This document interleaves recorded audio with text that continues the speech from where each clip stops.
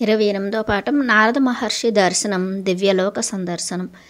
కృష్ణ పరమాత్మ దయ వల్ల యోగికి మంచినీటి సమస్య తీరింది.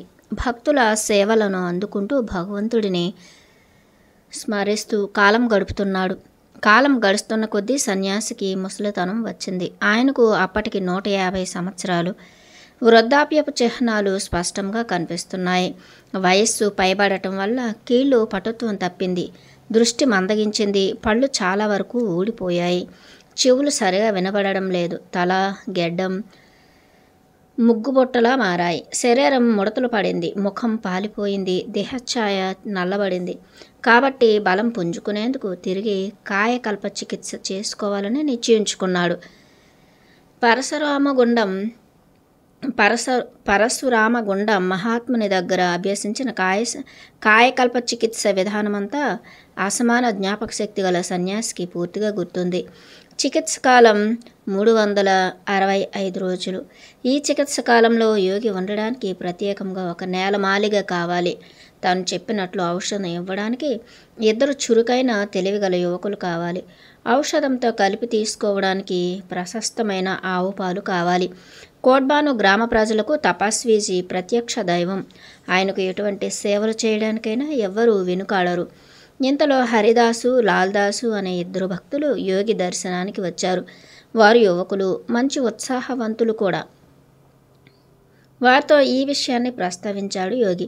వారిద్దరూ చికిత్స కాలంలో యోగిని కంటికి రెప్పలా కాపాడుతూ ఎంతో భక్తి శ్రద్ధలతో సేవలు చేస్తామని హామీ ఇచ్చారు.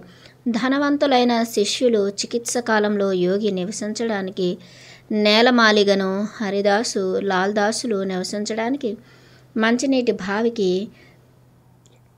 దగ్గరగా 2 విశాలమైన గదులను కట్టించేందుకు ముందుకు వచ్చారు. చికిత్సా కాలం 365 రోజులు. నిత్యం ఆవు పాలు అందించడానికి అనురాగంతో అమ్మ అంగీకరించింది. అలా కృష్ణ పరమాత్మ దయ వల్ల సదుపాయాలన్నీ సక్రమంగా సమకూరాయి. హరిదాసు, లాల్దాసుల సహాయంతో మందు తయారు చేసి ఒక జాడీలో ఉంచి ఆశ్రమంలో భద్రపరిచాడు యోగి. చికిత్స ప్రారంభించడానికి ముందు హరిదాసు, లాల్దాసులకు ఇలా సూచనలు ఇచ్చాడు. నాయనలారా, ఒక శుభదినాన నేను ఆశ్రమం నుండి నేలమాలిగ గదిలోకి మారుతాను. ఔషధం జాడి ఆ గదిలోనే ఉంటుంది. మీకోసం నిర్మించబడిన గదులలో మీరు ఉండాలి. మీ ఇద్దరిలో ఎవరో ఒకరు ఎల్లవేళలా కాపలా కాస్తూ ఎట్టి పరిస్థితుల్లోనూ ఎవరిని నేలమాలిగ గది పరిసరాలలోకి కూడా రానివ్వకూడదు. నేను చికిత్సా మందిరంలోకి ప్రవేశించాక మీరు పైన గది తలుపు తాళం వేసి తాళం చెవి మీ దగ్గర భద్రంగా ఉంచుకోవాలి. నేను తలుపు లోపల గడియ పెట్టుకుని ధ్యానం చేసుకోవడమో నిద్రపోవడమో చేస్తూ ఉంటాను. అందుచేత నన్ను ఎవరూ ఇబ్బంది పెట్టకూడదు. నా ధ్యానానికి నిద్రకు భంగం కలగకూడదు. నేలమాలిగ దగ్గరకు చివరకు అమ్మ కూడా రాకూడదు. యోగి ఆదేశాలు శ్రద్ధగా విన్నారు. హరిదాస్, లాల్దాసులు అక్షరాల ఆయన చెప్పినట్లు ఆచరించడానికి నిశ్చయించుకున్నారు. యోగి ఆశ్రమాన్ని విడిచి నేలమాలిగలో ప్రవేశించి ముందుగా ఏర్పాటు చేయబడిన మెత్తని పరుపుపై కూర్చున్నాడు. ఔషధపు జాడి ఒక చిన్న మేజా బల్లపై ఉంచబడింది. నేలమాలిగకు కిటికీలు కానీ ఆకాశం కనిపించే ఏర్పాటు కానీ లేవు. గది తలుపు తెరిచినప్పుడు మాత్రం గదిలోకి కొద్దిపాటి వెలుతురు చొరబడుతుంది. గది తలుపు మూసివేస్తే గది చీకటిమయంగా ఉంటుంది. చికిత్స ప్రారంభమైన రోజు హరిదాసు నిర్ణీత సమయానికి గది తలుపు తాళం తీసి ఒక పాత్రలో పాలు తీసుకుని గదిలో ప్రవేశించాడు. తలుపు తెరవడం వల్ల గదిలోకి కొద్దిగా వెలుతురు వచ్చింది. యోగి చెప్పిన ప్రకారం 1 తులం మందు ఒక చిన్న పాత్రలో ఉంచాడు హరిదాసు. యోగి నెమ్మదిగా ఔషధం తీసుకుంటూ కొద్దిగా పాలు త్రాగాడు. తర్వాత యోగి సూచనలను అనుసరించి బయటకు వచ్చి తలుపు మూసి తాళం వేశాడు. మరుసటి రోజు లాల్దాసు వచ్చి ముందు రోజు హరిదాసు చేసినట్లే చేశాడు. ఇలా హరిదాసు, లాల్దాసులు ఒకరి తర్వాత ఒకరు వస్తూ యోగి చెప్పినట్లు మందును అందిస్తూ పాలు ఇస్తూ వచ్చారు. హరిదాసు, లాల్దాసులు బయటకు వెళ్ళి తలుపు తాళం వేయడం, యోగి లోపల గడియ పెట్టుకుని నెమ్మదిగా ఔషధం పాలు స్వీకరించి తర్వాత 1 గంట నిద్రపోవడం జరుగుతూ వచ్చింది. ఇలా ఒకరి తర్వాత ఒకరు చొప్పున హరిదాసు లాల్దాసులు నియమం తప్పకుండా యోగి చెప్పిన ప్రకారం తమ సేవలను అందిస్తూ వచ్చారు. చికిత్సా కాలంలో శబ్దం చేయకుండా ఇతరులను ఎవ్వరిని నేలమాలిగా దరిదాపులకు కూడా రానివ్వకుండా జాగ్రత్త పడ్డారు. చికిత్స పొందుతున్న కాలంలో యోగి ఆహారం తీసుకోలేదు, కనీసం మంచినీళ్లు కూడా తాగలేదు, స్నానం కూడా చేయలేదు. చికిత్స మొదలుపెట్టిన కొన్ని నెలల తర్వాత యోగికి తన శరీరంలో మంచి మార్పులు కనిపించాయి. కండరాలు, కీళ్లు బలం పుంజుకున్నాయి. యోగి శరీరంలో క్రమంగా వస్తున్న పునరుజ్జీవనపు చిహ్నాలను గుర్తించారు హరిదాసు లాల్దాసులు. కానీ యోగి ఆజ్ఞ మేరకు వారు ఆ విషయాన్ని రహస్యంగా ఉంచారు. 365 రోజున చివరి మోతాదు స్వీకరించి నేను భక్తులకు రేపు దర్శనమిస్తాను అని యోగి హరిదాసు లాల్దాసులకు తెలియజేశాడు. వాళ్ళు బయటకు వచ్చి తలుపులు తాళం వేసి అమ్మకు ఆ శుభవార్తను తెలియజేశారు. మరుసటి రోజు ఉదయాన్నే హరిదాసు లాల్దాసులు నేలమాళిగ తాళం తీసి తలుపు తెరిచి లోపలికి ప్రవేశించారు. తమ రాక కోసం ఎదురు చూస్తూ నిలబడిన యోగి పొంగవునికి సాష్టాంగ ప్రణామాలు చేశారు. యోగి ఎంతో ఉత్సాహంగా ఉన్నాడు. ఆయన దేహఛాయ పోల్చుకోలేనంత మార్పు చెందింది. శరీరం గులాబీ రేకుల రంగు తేలి దగదగ మెరుస్తోంది. శరీరంపై ఎక్కడ ముడతలు లేవు. నరాలు, కీళ్లు దృఢంగా తయారయ్యాయి. పూర్వపు నెరసిన గడ్డం, జుట్టు ఇప్పుడు తుమ్మిద రెక్కలలాగా నల్లగా నిగనిగలాడుతున్నాయి. చెవులు బాగా వినపడుతున్నాయి. కళ్ళు చక్కగా కనబడుతున్నాయి. నోటిలో కొత్త పళ్ళు వచ్చాయి. 150 సంవత్సరాలు గడిచిన యోగి ఇప్పుడు 30 సంవత్సరాల యువకుడిగా కనిపిస్తున్నాడు. ఈ కొత్త పటుత్వం యోగి చివరి దశ వరకు చెక్కు చెదరలేదు. నిత్యం సేవలు చేసే హరిదాసు లాల్దాసులే యోగిలో వచ్చిన మార్పును చూసి ఆశ్చర్యపోయారు. రెట్టింపు ఉత్సాహంతో యోగికి అనేకసార్లు సాష్టాంగ ప్రణామం చేశారు. వారి అల్ప సేవలు ఫలించినందుకు వాళ్ళు సంతోషించారు. చికిత్స వల్ల కలిగిన సత్ఫలితాలకు కృష్ణ పరమాత్మ కరుణ నిండిన చూపులే కారణమని, మిగిలిన ప్రక్రియలు నిమిత్త మాత్రాలని యోగి చెప్పాడు. స్వామి దర్శనం కోసం అమ్మ బయట వేచి ఉందని హరిదాసు లాల్దాసులు యోగికి విన్నవించారు. ఆమెను వెంటనే గదిలోకి తీసుకురమ్మని యోగి చెప్పాడు. హరిదాసు లాల్దాసులు బయటకు వెళ్ళి అమ్మను వెంట పెట్టుకుని వచ్చారు. మునిని చూసి అమ్మ ముక్కు మీద వేలు వేసుకుంది. తన కళ్ళను తానే నమ్మలేకపోయింది. సన్యాసికి సాష్టాంగ నమస్కారం చేసింది. ఆమె ఆనందానికి అవధులు లేవు. కలయో వైష్ణవ మాయయో అన్నట్లుగా నివ్వెరపోతూ స్వామి వైపే చూస్తూ నిలబడింది. ఇన్ని రోజుల నుండి స్వామి దర్శనం కోసం తహతహలాడుతున్న భక్తులందరూ వచ్చి గురు దర్శనం చేసుకున్నారు. అందరూ స్వామిలో వచ్చిన మార్పుకు ఎంతో ఆశ్చర్యపోయారు. స్వామికి కావలసిన భోజనం ఏర్పాట్లు చేయడానికి అమ్మకు అనుమతి లభించింది. మొదటి కొద్ది వారాలు యోగి అతి తక్కువ ఆహారం తీసుకున్నాడు. రాను రాను ఆహారపు పరిమాణాన్ని కొద్దిగా పెంచుతూ నెల రోజులు పూర్తయ్యేసరికి మామూలు ఆహారం తీసుకున్నాడు. రెండవసారి కాయకల్ప చికిత్స యోగికి క్రొత్త జీవితాన్ని ప్రసాదించింది. చికిత్స పూర్తయిన 4 రోజుల తర్వాత జైవాల్ సింగ్ అనే భక్తుడు వచ్చి స్వామికి దర్శించుకున్నాడు. అతడు యోగితో, గురు మహారాజ్, మీ కాయకల్ప చికిత్స నా సూక్ష్మ బుద్ధికి అర్థం కావట్లేదు. మీ ముసలి రూపం పూర్తిగా పోయింది. తెలియని వాళ్ళు ఎవరైనా చూస్తే మీకు సుమారు 35 సంవత్సరాలు ఉండవచ్చని అంచనా వేస్తారు. మీరు అనుమతిస్తే కాయకల్ప చికిత్స మంచి ఫలితాన్ని ఇచ్చినందుకు నేను అన్నదానం చేయాలని అనుకుంటున్నాను. ఎందుకంటే ఈ చికిత్స కూడా ఒక యజ్ఞమే. సామాన్య మానవుడు 1 ఏడాది పాటు చీకటి గదిలో ఉంటూ ధ్యానం చేసుకోవడం అన్నది జరగని పని. మీ చికిత్స ఫలించడానికి అటు ఔషధం, ఇటు మీ యోగశక్తి కారణమని నేను భావిస్తున్నాను. అందుచేత మీరు నా చిన్న విన్నపాన్ని మన్నించాలి అని విన్నవించాడు. అంగీకార సూచకంగా యోగి చిరునవ్వు నవ్వాడు. హరిదాసు లాల్దాసుల సహకారంతో జైవాల్ సింగ్ కొన్ని వందల మందికి అన్నదానం చేశాడు. ఎంతోమంది వచ్చి స్వామిని దర్శించుకుని ప్రసాదం స్వీకరించి వెళ్ళారు. జైవాల్ సింగ్ మంచి సంపన్నుడు. అతనికి సిరి సంపదలకు లోటు లేదు. కానీ అతనికి పిల్లలు లేరు. సంతానం లేదన్న బాధ అతన్ని వేధిస్తోంది. తపస్వీజీకి నమస్కరించి, గురు మహారాజ్, తమ దయ వల్ల నాకు ఏ లోటు లేదు. కానీ నాకు పిల్లలు లేరన్న బాధ మాత్రం ఉంది. నా బాధను మీరు పోగొట్టాలి అని ప్రాధేయపడ్డాడు. తపస్వీజీ జైవాల్ సింగ్ శిరస్సు మీద చెయ్యి వేసి, జైవాల్ సింగ్, ఇక నీ బాధను మర్చిపో. మరో 4 సంవత్సరాల్లో నీ కుమారుడు కలుగుతాడు అని ఆశీర్వదించాడు. ఆ మాటలకు జైవాల్ సింగ్ ఆనందించాడు. వాక్శుద్ధి గల తపస్విజీ ఆశీస్సుల ఫలితంగా జైవాల్ సింగ్కు కుమారుడు పుట్టాడు. అతని దోషం తొలగిపోయింది. అతని సంతోషానికి హద్దులు లేవు. యోగి నేలమాలిగలో ఉన్న 365 రోజులలో నిద్రలో కానీ లేక ధ్యానంలో కానీ కాలం గడుపుతూ ఉండేవాడు. నిరంతరం కృష్ణనామం జపిస్తూ ఉండేవాడు. ఆ కాలంలో అనేక అద్భుతమైన సంఘటనలు జరిగాయి. మొదటి సంఘటన, నారద మహర్షి నేలమాలిగలో యోగికి దర్శనమివ్వడం. ఒకరోజు యోగి నిద్రపోతున్నాడు. బయట తలుపు తాళం వేసి ఉంది. హఠాత్తుగా గది బ్రహ్మాండమైన వెలుతురుతో నిండిపోయింది. దానితో యోగికి మెలకువ వచ్చింది. తన ఎదుట ఒక దివ్య పురుషుడు నిలబడి ఉన్నాడు. స్వామి, మీరు ఎవరు అని యోగి ప్రశ్నించాడు. నేను నారదుణ్ణి అని దివ్య పురుషుడు సమాధానం చెప్పాడు. యోగి చటుక్కున లేచి నారద మహర్షికి ప్రణామాలు అర్పించాడు. నారద మహర్షి నవ్వుముఖం, శిరస్సుపై జుట్టుముడి ఉంది, కానీ ఆయనకు గడ్డం లేదు. ఆయన ఎడమ చేతిలో వీణ ఉంది. చెవులకు దగదగ మెరుస్తున్న కమ్మలు ఉన్నాయి. పట్టు పీతాంబరం ధరించి ఉన్నాడు. ఆయన శరీరం నుండి దివ్య కాంతులు ప్రసరిస్తున్నాయి. ఆయన ప్రసన్న వదనం నవ్వులు వెదజల్లుతోంది. వినయంగా నిలబడిన యోగిని తన కుడి చేయి ఎత్తి ఆశీర్వదించి, తపస్వి, నిన్ను దివ్యలోకాలకు తీసుకువెళ్ళడానికి నేను ఇక్కడికి వచ్చాను. అయితే నీ భౌతిక దేహంతో నిన్ను తీసుకువెళ్ళడం సాధ్యం కాదు. నీ సూక్ష్మదేహంతో నిన్ను తీసుకువెళ్తాను. నీ పడకపై నిశ్చింతగా పడుకో అని నారద మహర్షి సెలవిచ్చాడు. అప్పుడు సన్యాసి, మహర్షి, మీ సమక్షంలో పడుకోవడానికి నా మనసు అంగీకరించడం లేదు.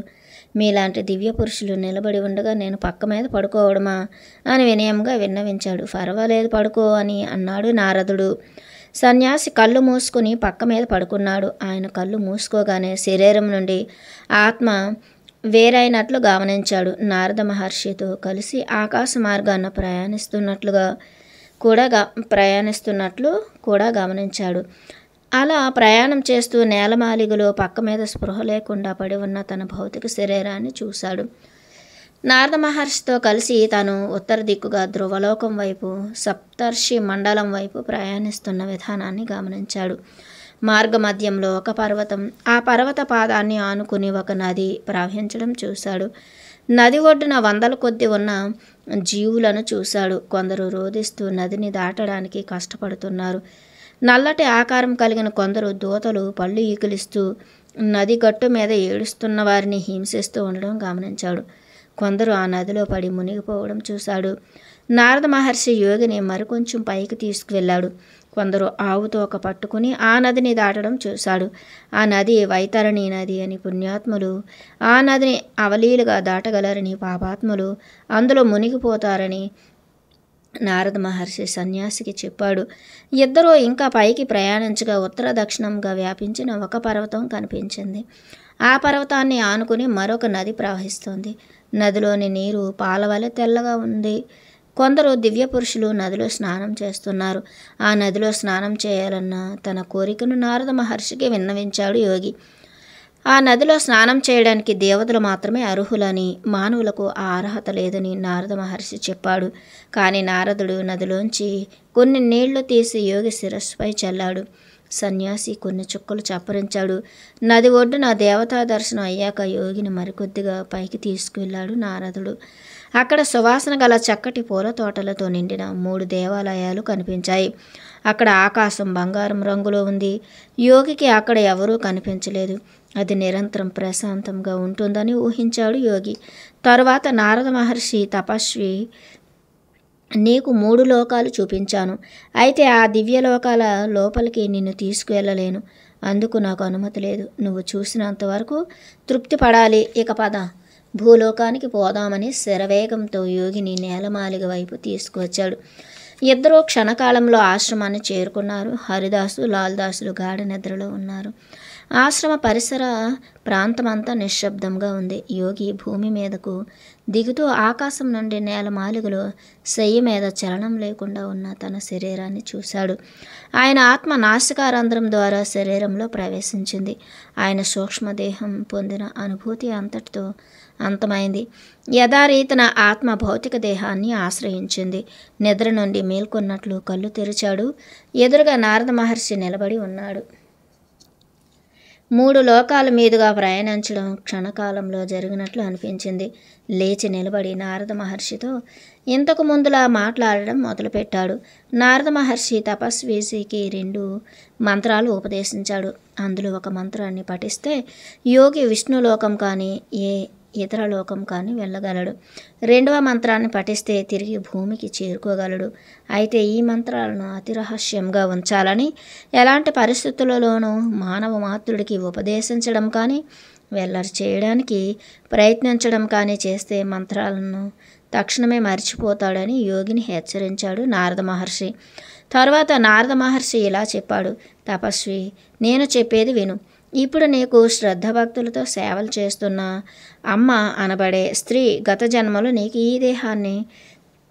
నీకు ఈ దేహాన్ని ప్రసాదించిన నీ మాతృమూర్తి కాగా, నువ్వు సన్యాసం స్వీకరించకముందు నీకు జన్మించిన ఒకే ఒక్క కుమారుడు నువ్వు ఇల్లు విడవకముందే గతించాడు. ఆ పిల్లవాడు తిరిగి జన్మించాడు. ఇప్పుడు ఆ అబ్బాయి వయసు 12 సంవత్సరాలు. ఆ కుర్రవాడు త్వరలోనే నిన్ను బృందావనంలో కలుసుకుంటాడు. కాలధర్మం చెందిన నీ అన్న దక్షిణ భారతదేశంలో ఒక బ్రాహ్మణ కుటుంబంలో జన్మించాడు. అలాగే నీకు సేవలు చేసిన 2 వైశ్యులు తిరిగి అలీఘడ్లో జన్మించారు. 20 సంవత్సరాల తర్వాత వారు నిన్ను కలుసుకుంటారు. నీ బంధువులలో కొందరు వివిధ ప్రాంతాలలో జన్మించారు. ఒక్కొక్కరు నిన్ను మున్ముందు కలుసుకుంటారు. నీ అన్నను ఇతర అనుచరులను నువ్వు కలుసుకోవడానికి వారు నీకు సహాయపడతారు. నువ్వు వారందరికీ జ్ఞానబోధ చేసి దారి చూపించాలి. ఈ వాస్తవాలను వివరించి తపస్వీజీని కళ్ళు మూసుకోమన్నాడు. మహర్షి చెప్పినట్లు తపస్వీజీ కళ్ళు మూసుకున్నాడు. ఆయన తిరిగి కళ్ళు తెరిచేసరికి నారద మహర్షి గది నుండి అంతర్ధానమయ్యాడు. నేలమాలిగలో ఒంటరిగా చీకట్లో తన పడక పక్కన నిలబడి ఉన్నాడు సన్యాసి. యోగి నివసిస్తున్న నేలమాలిగకు కిటికీలు లేవు. ఉన్నది ఒకే ఒక్క తలుపు. ఉదయం హరిదాసు, లాల్దాసులు వచ్చినప్పుడు కొద్దిగా తెరవబడి తరువాత ఎల్లప్పుడూ మూయబడి ఉంటుంది. అందుచేత గదిలోకి చీమ కూడా రావడానికి అవకాశం లేదు. ఇంత కట్టుదిట్టంగా ఉన్న ఒక్కోసారి యోగికి ఆ చీకటి గదిలో నాగుపాము కనిపిస్తూ ఉండేది. పాము గదిలోకి ఎలా ప్రవేశించిందో యోగికి అర్థం కాలేదు. అది ఒక్కోసారి యోగి పడుకున్న పడకకు దగ్గరగా పాకుతూ పడగ విప్పి బొసలు కొడుతూ ఉండేది. కానీ యోగికి ఏమాత్రం హాని చేసేది కాదు. ఎవడో గొప్ప మహాత్ముడు తనను చూడడానికి పాము రూపంలో గదిలోకి ప్రవేశించి ఉంటాడని సమాధానపడ్డాడు యోగి.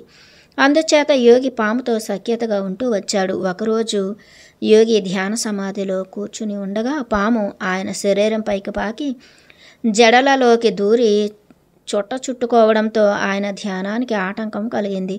పామును మెల్లగా జడల్లోంచి బయటకు తీసి మెల్లగా నేల మీద పడేసరికి అది అదృశ్యమైంది. మరొక రోజు మళ్ళీ ఇబ్బంది పెట్టడం మొదలుపెట్టింది. ఆయన యథాప్రకారం ధ్యానంలో కూర్చున్నాడు. పాము ఆయన ఛాతీకి కడుపుకు గట్టిగా చుట్టుకుంది. కళ్ళు తెరిచి చూసేసరికి పాము ఆయన శరీరం చుట్టూ గట్టిగా చుట్టుకుని యోగిని ఇబ్బంది పెడుతోంది. పాముని తన శరీరాన్ని విడిచిపెట్టి అక్కడ నుండి వెళ్ళిపోమ్మని చెప్పాడు. కానీ పాము పట్టు విడవలేదు.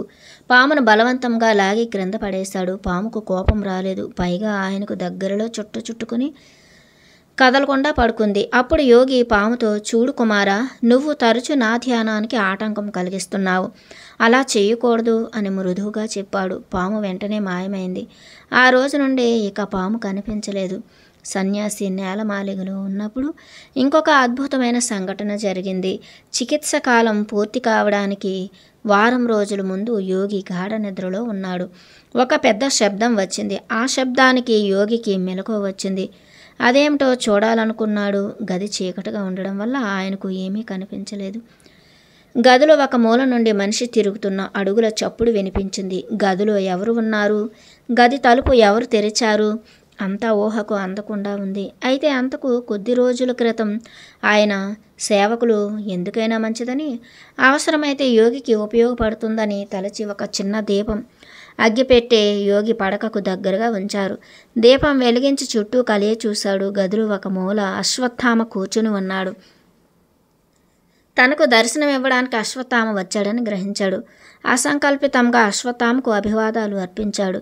తపస్వీజీ, నువ్వు కాయకల్ప చికిత్స పొందుతున్నావని నాకు తెలుసు, అందుకే నిన్ను చూద్దామని హిమాలయాల నుండి వచ్చాను అని చెప్పాడు అశ్వత్థామ.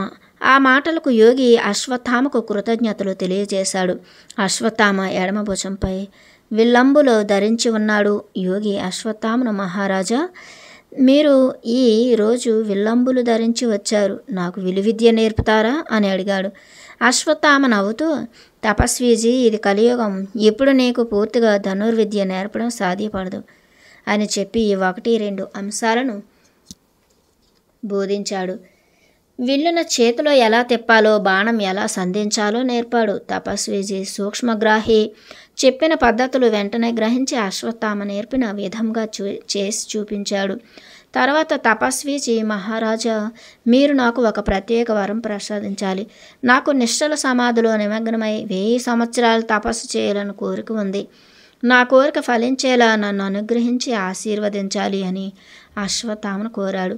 తపస్వి, నీ కోరిక అంగీకరించదగింది కాదు. ఎందుకు అంటావా? నువ్వు మానవాళి అభ్యున్నతికి తోడ్పడాలి. 1000 సంవత్సరాలు తపస్సులో కూర్చుంటే నువ్వు ప్రపంచానికి ఉపయోగపడకుండా పోతావు. అందుచేత నీ కోరిక నేను మన్నించలేను అని అశ్వత్థామ బదులు చెప్పాడు. మహాత్మా, చతుర్భుజ సమన్వితుడైన కృష్ణ పరమాత్మ దర్శనం చేయించండి అని తపస్వి అశ్వత్థామను మరొక కోరిక కోరాడు. ఇది కలియుగం. పరమాత్మ చతుర్భుజాలతో ఉన్న రూపంలో సాక్షాత్కరించడానికి ఆ కోరికను కూడా తిరస్కరించాడు అశ్వత్థామ. చివరకు యోగి, మహాత్మా, మీరు ఇంకొకసారి నాకు దర్శనం ఇవ్వాలి అని అర్థించాడు. ఓ, అది నాకు చాలా సులువైనది. నీ కాయకల్ప చికిత్స పూర్తి కాగానే నీకు మంచి యవ్వనం, శక్తి కలుగుతాయి. అప్పుడు ఎంత దూరమైనా నువ్వు సునాయాసంగా ప్రయాణించగలవు, హిమాలయాల వరకు రాగలవు. నేను ప్రస్తుతం అలకాపురి దగ్గరలో ఒక గుహలో నివసిస్తున్నాను. నువ్వు అక్కడికి వస్తావు, నన్ను తప్పకుండా కలుసుకుంటావు అని చెప్పి అంతర్ధానమయ్యాడు అశ్వత్థామ.